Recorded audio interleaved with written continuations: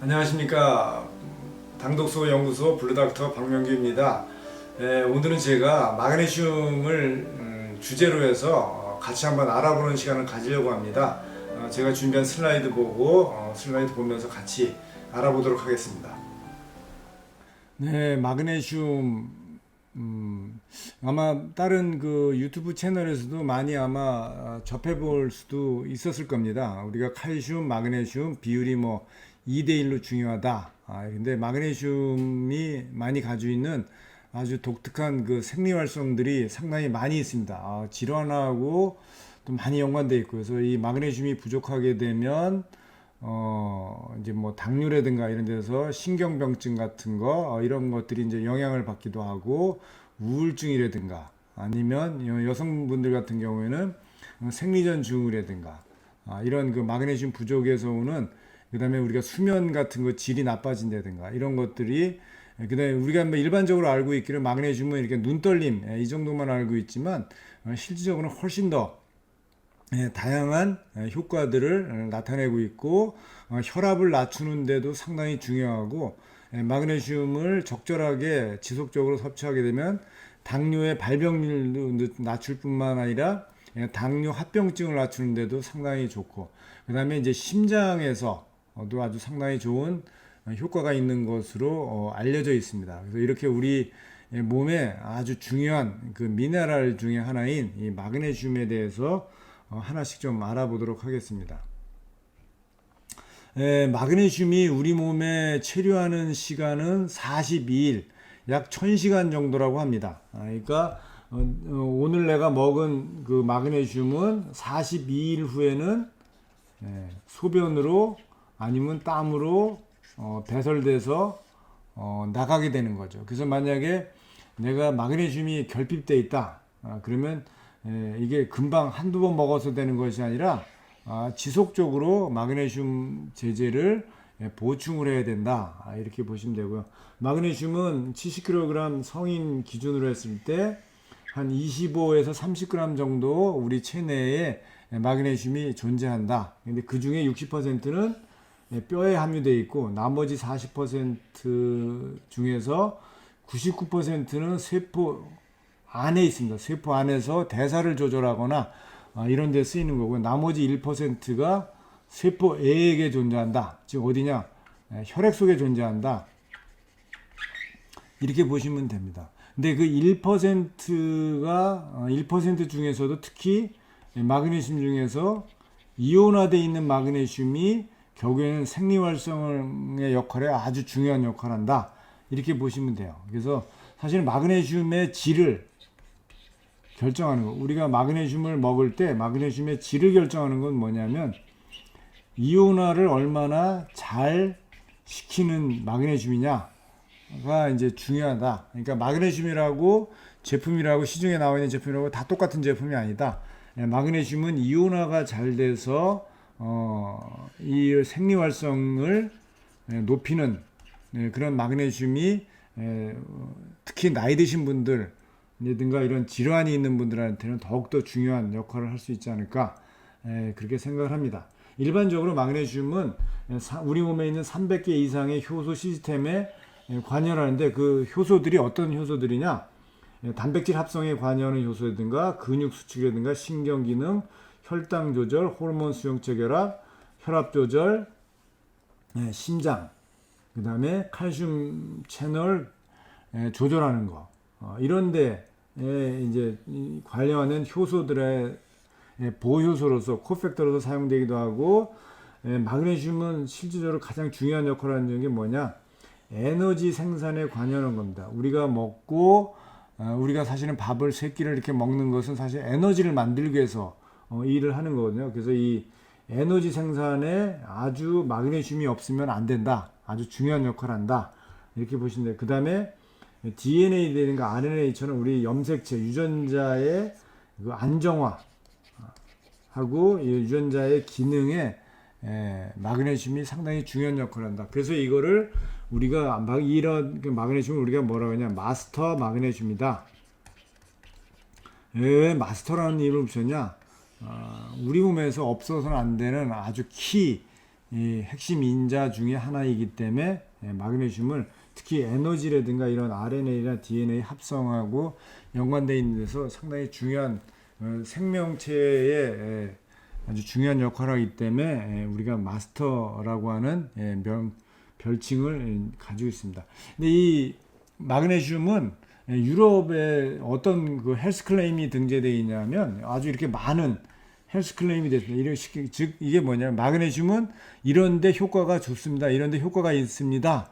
라는 것을 건강에 중요합니다. 이 얘기죠. 피로를 줄여주게 되고요.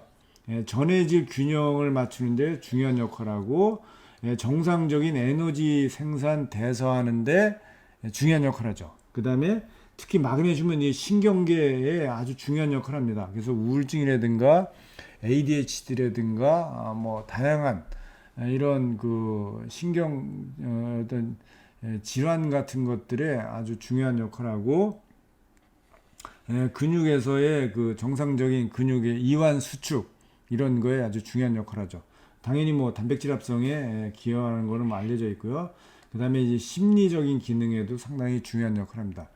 당연히 뼈에는 칼슘 다음으로 많은 것이 마그네슘이니까 2대1의 비율로 우리 몸에 존재한다고 하죠. 마그네슘이 이제 그만큼 이제 뼈라든가 치아에 상당히 중요한 역할을 했고, 세포가 증식하는 것, 분열하는 과정에서도 상당히, 그래서 성장기에도 아주 상당히 마그네슘이 칼슘과 더불어 중요한 역할을 한다. 이런 아주 다양한 헬스 클레임을 가지고 있기 때문에 특히 질환이 있으시거나 나이가 드신 분들은 이 마그네슘을 보충하는 것이 상당히 중요하다. 특히 어떤 술을 많이 드신다든가 아니면 스트레스를 많이 받는다든가 요즘처럼 교감신경이 항진되어 있으신 분들, 교감신경이 항진되어 있다는 얘기는 뭐냐면 코티솔 같은 이제 호르몬이 늘어나 있고, 이런 코티솔 같은 호르몬이 늘어나 있다는 얘기는 뭐냐면 칼슘의 신호가 너무 항진되어 있을 가능성이 많다. 이런 칼슘의 기능이 항진되어 있게 되면 이거를 조절해주는 역할을 누가 하느냐? 마그네슘이 하기 때문에 아주 마그네슘이 상당히 중요한 역할을 합니다. 그러니까 현대인들한테는 무엇보다도 마그네슘이 중요한 역할을 한다. 근데 우리가 요즘 가공식품이라든가 음료라든가 이런 것들을 많이 드시게 되면 마그네슘이 우리 몸에서 많이 빠져나가죠. 흡수도 안 되게 만들고. 그래서 그런 결핍될 가능성이 점점 많아진다. ATP 에너지를 만들 때, 그 다음에 RNA에 전사를 한다든가, 우리가 염색체 같은 유전자를 복구할 때든가, 그 다음에 이제 이런 구조적 안정성을 유지해야 될 때, DNA가 이제 복제될 때, 이런 모든 이런 그 DNA나 RNA의 액티비티에 마그네슘이 중요한 역할을 하고, 물론 아까 말씀드렸듯이 뼈에도 중요하고요. 그 다음에 NMDA라고 하는 리셉터의 이 수용체에서도 이 마그네슘이 칼슘 플럭스를 조절하는데 상당히 중요한 역할을 합니다. 그래서 이거 신경의 가소성이라든가 이런 우울증이라든가 뭐 편두통이라든가 이런 통증이라든가 이런 데 조절하는데 이 마그네슘이 상당히 중요한 역할을 한다. 그래서 칼슘의 기량제 역할을 하는 것이 바로 마그네슘이다. 칼슘이 너무 과하게 움직이게 되면 신경이 망가지게 되고 근육이 너무 수축이 돼서 이런 문제가 될 수도 있고 뭐 여러 가지 이제 칼슘이 너무 한쪽으로 작용하게 되면 이제 다양한 이제 부작용도 염증이라든가 뭐 여러 가지 오게 되는데 마그네슘은 이거를 조절하는 데 있어서 상당히 중요한 역할을 한다. 마그네슘이 흡수하고 배설되는데 하루에 필요한 양이 대략 얼마냐? 300에서 400입니다. 개인차에 따라서 좀 달라진다고 보셔도 될 것 같아요. 특히 이제 완두콩이나 콩, 시금치, 견과류, 해산물, 채소, 씨앗 같은데 마그네슘이 일반적으로 많이 존재를 하죠. 마그네슘이 주로 흡수되는 부위는 소장, 그 다음에 신장에서 재흡수돼 가지고 우리 몸에 마그네슘의 항상성을 유지하는 데 도움을 준다. 그지만 이제 배설은 이제 신장에서만 소변으로 빠져나가는 것뿐만 아니라 땀에 의해서도 분비가 된다. 그래서 우리가 과도하게 운동을 하거나 이렇게 되면 마그네슘이 손실이 상대적으로 많이 될 수도 있다. 근데 우리가 마그네슘을 먹을 때 예를 들어서 120mg, 240, 480, 970 이렇게 많이 이렇게 농도 용량별로 이렇게 투여를 해보게 되면 용량이 높다고 흡수율이 높은 게 아니죠. 용량이 높으면 거꾸로 흡수율이 더 많이 떨어집니다. 그래서 적정한 양의 마그네슘을 섭취하는 것이 중요하지, 마그네슘이 내가 결핍되어 있다고 마그네슘 한꺼번에 많이 먹는다고 흡수율이 도움이 되지 않는다. 오히려 이렇게 972mg를 저렇게 많이 먹게 되면 흡수율이 11%로 떨어지게 되죠. 그렇지만 이렇게 120mg를 이렇게 먹게 되면 65%까지 흡수율이 올라갈 수 있죠. 그러니까 마그네슘의 양을 어떻게 먹느냐에 따라서 완전히 달라지고, 여기에 우리가 식사하고 같이 하냐 안 하냐도 또 중요한 역할을 합니다. 그래서 이런 마그네슘 흡수율을 높이는 데 있어서 우리가 상당히 섭취할 때 조심해야 되고, 어떤 방법을 쓰냐가 상당히 중요하지 않나 이런 생각이 듭니다. 마그네슘은 아까 얘기했듯이 골격의 65%, 세포 안에 34%, 이렇게 비교하고 세포의 혈액이나 이런 데 1% 존재한다 그랬죠. 근데 1% 중에서 그 중에 23에서 31%는 단백질하고 결합되어 있는데 뭐하고 결합되냐? 알부민하고 주로 결합되어 있어요. 그러니까 마그네슘은 주로 알부민하고 20-30%가 결합되어 있고, 나머지 5 내지 11%는 뭐하고 결합되어 있냐? 탄산염이나 인산염하고 결합되어 있어요. 탄산염이나 인산염하고 결합되어 있고, 나머지가 이제 59%에서 72%가 이온화된 상태로 존재하는 거죠. 이 함량이 높으면 높을수록 좋은 거예요. 이 함량이 제대로 만들어지는 것이, 우리 몸에 존재하는 것이 되게 중요하다, 이렇게 보면 됩니다. 근데 이온화된 마그네슘이 생물학적 활성을 가지고 많은 그 생화학적, 우리 몸에서 일어나는 많은 대사라든가 생화학 기능에 관여를 하게 된다, 이렇게 보시면 될 것 같습니다. 그래서 항상성을 유지하기 위해서 뼈에서 마그네슘이 나오고 또 들어가고, 이런 것들을 뼈에, 만약에 우리가 섭취가 부족하다 그러면 마그네슘이 어디서 나오냐? 뼈에 있는 것들이 나와가지고 이런 항상성을 유지하는데 역할을 한다. 그래서 계속해서 마그네슘이 부족하게 되면 뼈가 부실해질 가능성도 상당히 높다, 이렇게 보시면 될 것 같고요. 마그네슘이 언제 결핍하냐? 우리가 먹는 식품의 종류인데, 특히 가공식품, 과자, 음료 같은 거, 이런 것들이 섭취하게 되면 여기에는 마그네슘이 거의 없다, 이렇게 보시면 되죠. 그 다음에 위장 관계가 나쁘면 마그네슘이 흡수가 잘 안 됩니다. 특히 위나 장에 이런 어떤 질환들이 있을 때, 뭐 궤양성 장염이라든가 크론병이라든가, 아니면 이런 절제 수술을 했다든가, 아니면 우리가 설사제 같은 거, 완화제 같은 거를 변비가 심해가지고 이런 걸 쓴다든가 하게 되면 마그네슘 흡수가 상대적으로 많이 떨어지게 되고, 또 하나는 신장 기능이 나빠지게 되면 마그네슘 흡수율이 많이 떨어지게 되고, 소변으로 소실이 많이 됩니다. 재흡수가 떨어지게 돼가지고. 특히 당뇨나 인슐린 저항성이 있는 경우에 이렇게 소변으로 마그네슘이 많이 배설되고, 특히 알코올 중독인 사람은 아주 마그네슘 결핍이 심하게 일어날 수 있습니다. 마그네슘이 결핍 하나로만 끝내는 게 아니라 비타민 D 결핍까지 같이 오게 된다, 이렇게 보면 되고요. 아까 앞에서도 말씀드렸듯이 과도하게 땀을 흘리게 되면 땀으로 배출이 되는데 얼마 되냐? 총 하루 먹은 거에 예를 들면 생산량의 10에서 15%가 땀으로 배출이 된다. 근데 대신에 반대로 이제 마그네슘의 요구량이 늘어나는 경우가 있어요. 그건 언제냐? 임신했을 때. 그 다음에 성장기 아이들한테는 마그네슘이 절대적으로 더 필요하다. 근데 이제 마그네슘이 절대적으로 이게 보완을 해줘야 되는 게 누구냐? 나이 드신 분들입니다. 나이가 들으면 여러 가지 이제 질환도 한두 가지씩 있게 되고, 그러다 보면 마그네슘이 더 배설도 잘 되고 하는데, 근본적으로 나이가 들면 마그네슘 섭취가 감소되고 흡수도 감소돼요. 흡수율이 한 30% 정도 감소돼요. 그 다음에 신장을 통한 배설도 증가를 하게 돼서 나이 드시면 마그네슘 소실이 훨씬 더 심해진다, 이렇게 보시면 돼요. 특히 약물에 의한 마그네슘의 그 흡수를 갖다가 낮추는 이런 대표적인 약물이 아주 상당히 많은데요. 이렇게 많은데 그 중에 특히 중요한 게 뭐냐, 1, 2, 3번입니다. 다 위장약입니다. 위장약.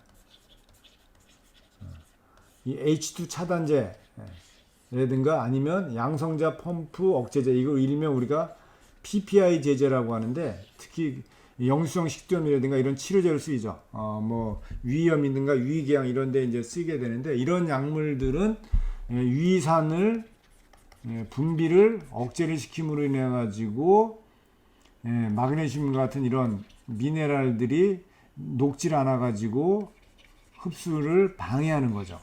그래서 이런 분들은 이런 그 일반 마그네슘 제제를 드시게 되면 전혀 효과가 없게 돼요. 그럼 어떤 마그네슘 제제를 되느냐?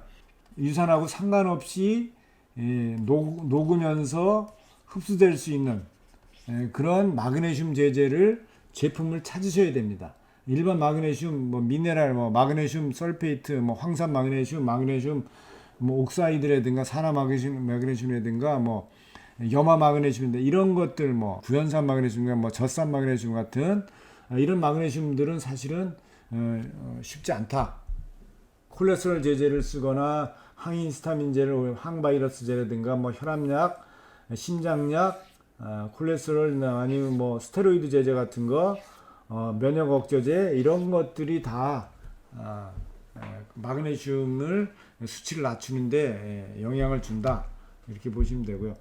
이거 이외에도 마그네슘 흡수에 영향을 주는 화합물들이, 물질들이 많아요. 우리가 먹은 섬유질이 많은 음식을 드게 되면 거기에는 섬유질의 피틴산이나 옥살산이 많아가지고 마그네슘의 흡수를 억제를 하게 되고요. 그 다음에 인산은 마그네슘하고 아주 결합을 잘합니다. 그래서 인산이 많은 게 어디냐? 어느 음식이 많냐? 청량음료, 가공육, 유제품, 특히 치즈 같은데 인이 상당히 많아서 마그네슘이 고갈돼 있다, 이렇게 보시면 돼요. 특히 이런 체다 치즈 같은 경우에 인하고 마그네슘 비율이 18이고 칼슘하고 마그네슘 비율은 26이다. 이 얘기는 뭐냐? 분모가 작고 분자가 엄청나게 큰 거죠. 그러니까 18배 더 많고 26배 칼슘이 더 많은 거다, 이렇게 이해를 하시면 되죠.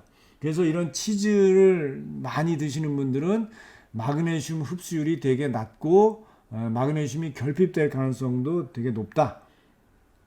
반대로 호박씨 같은 경우는 인하고 마그네슘의 비율이 0.35, 칼슘하고 마그네슘 비율이 0.21이니까 상당히 마그네슘이 높은 거죠. 그래서 이런 견과류라든가 씨앗류 같은 것들은 마그네슘에 상당히 도움을 줄 수 있다. 그 다음에 칼슘을 너무 많이 섭취를 하게 되면 마그네슘이 오히려 우리 몸의 흡수를 방해하는 역할도 한다, 이렇게 되어 있고요. 특히 여러분들이 중금속 중에서도 알루미늄, 우리가 옛날에는 그 알루미늄 용기에다가, 알루미늄 그릇에다가, 냄비에다가 뭐 여러 가지 요리들을 많이 했죠. 지금 이제 알루미늄 용기들이 이제 많이 없어지긴 했지만 여전히 알루미늄 호일 같은 것도 많이 쓰죠. 이런 알루미늄이 우리가 여러 가지 많이 식생활에서 접하고 있는데, 알루미늄이 이런 중금속이 높게 되면 마그네슘의 흡수율을 5배를 감소시키고 우리 몸의 보유량을 41%나 감소시키기 때문에 마그네슘 결핍에 상당히 이 알루미늄이 중요한 역할을 한다. 그래서 만약에 여러분들이 모발 검사라든가 이걸 통해서 중금속 검사를 했는데 만약에 알루미늄 레벨이 높다, 그러면 우리 몸에서 마그네슘이 결핍되거나 대사장애가 올 가능성이 높다. 그리고 여러분들이 마그네슘을 드실 때는 반드시 여러분 비타민 D를 드신다면 반드시 마그네슘을 같이 드셔야지 비타민 D가 활성형 비타민으로 잘 만들어진다. 골다공증에서 그 비타민 D를 고용량을 칼슘하고 드시는데도 골다공증이 개선이 안 된다. 그러면 이런 분들은 마그네슘이 혹시 결핍된 건 아닌지를 한번 체크를 해보셔야 돼요. 그래서 마그네슘이 결핍되면 비활성형으로 비타민 D가 그대로 있기 때문에 대사가 안 돼서, 그 다음에 마그네슘을 먹을 때는 반드시 비타민 B6를 같이 드셔야 된다. 비타민 B6하고 마그네슘은 마치 짝과 같다, 이렇게 보시면 됩니다. 이런 것들을 좀 염두에 두시면 좋지 않을까 생각합니다. 마그네슘이 결핍되면 초기에는 식욕부진이라든가 힘이 없거나 피로하거나 메스껍거나 구토가 일어나고요. 결핍이 좀 더 심해지면 근육 수축경, 우리가 여러분들이 뭐 이제 이렇게 눈꺼풀이 막 파르르 떨린다든가 이런 것들이죠. 아니면 피부 같은 데서, 아니면 조직 같은 게 이런 수축과 경련이 일어나는 거, 무감각, 저림, 성격도 변화되고 관상동맥 경련, 비정상적인 심장 박동, 발작 등이 발생할 수 있다. 근데 마그네슘 결핍이 아주 심각한 정도가 오게 되면 이런 무기질의 항생성이 파괴돼 가지고 사망에까지도 이를 수가 있게 되는 거죠. 그래서 이제 일반적으로 이제 결핍 증상이 신경근에서는 쇠약 떨림, 근육 뭉침, 연화곤란 등이 오고, 심장에서는 부정맥이나 이런 ECG 같은 변화가, 중추신경에서 우울증이나 정신질환 같은 거, 발작 같은 것들이 일어난다.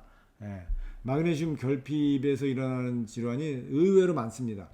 허혈성 심장질환, 아까 전 고혈압, 심부전, 겸상적혈구 빈혈, 대사증후군, 당뇨병, 인슐린 저항성, 다낭성 난소증후군, 뭐 성장지연, 관절염, 파킨슨, 불안, 간질, 다발성 경화증, 뭐 강박장애, 알츠하이머, 우울증, 뭐 자간증, 뭐 신장질환, 전립선, 암, 이렇게 다양한 질환들을 마그네슘이 결핍 때문에 올 가능성이 상당히 높아진다. 근데 마그네슘에 의한 독성들도 있죠. 근육에 저혈압이 오게 되고 심장의 기능이 망가지게 되고, 그래서 나중엔 호흡기나 이런 것에 대해서 마그네슘을 너무 과량 섭취해도 심각한 부작용이 유발될 수 있다. 이렇게 보시면 됩니다. 그래서 마그네슘을 보충해서 좋아지는 증상은 뭐냐? 아까 거에 반대로 보시면 돼요.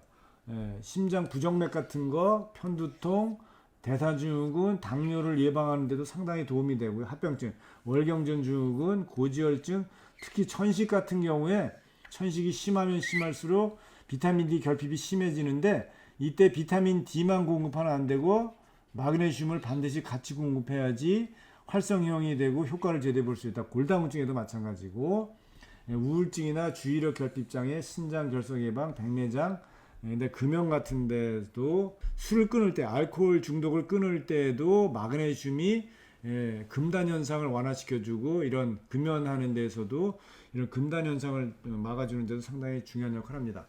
식약처에서 발표한 내용인데요. 역류성 식도염 치료제인 PPI제, 유산분비 억제제 같은 것들을 드시게 되면 마그네슘 수치를 반드시 확인해라.